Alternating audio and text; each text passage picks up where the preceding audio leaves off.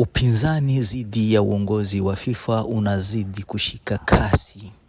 Kufuatia ukosoaji kutoka kwa maafisa mbalimbali wa soka duniani, kundi la wachezaji wa zamani wa kimataifa limeamua kutoa maoni yao hadharani.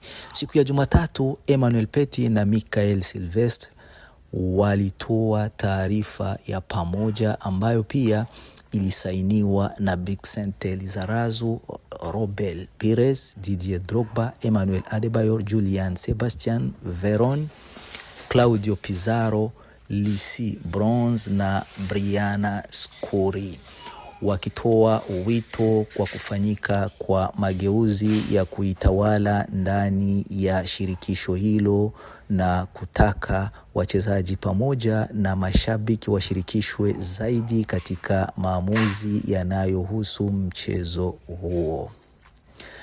Katika taarifa yao, wachezaji hao wa zamani wanaukosoa mwelekeo uliochukuliwa na uongozi wa sasa chini ya Gianni Infantino, ambaye amekuwa rais wa FIFA tangu mwaka wa 2016. Matumizi ya madaraka yameathiri uwezo wa viongozi wa sasa wa kutofautisha kati ya maslahi yao binafsi na maslahi mapana ya soka. Wanahoji huku wakitaka wadau muhimu wa mchezo huyo wapewe nafasi kubwa zaidi.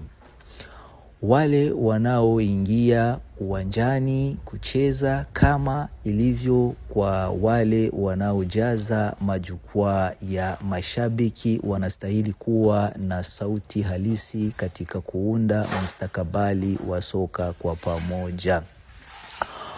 Kwa ajili ya mashabiki, wachezaji na ustawi na mchezo huu, hatutakaa kimya tena.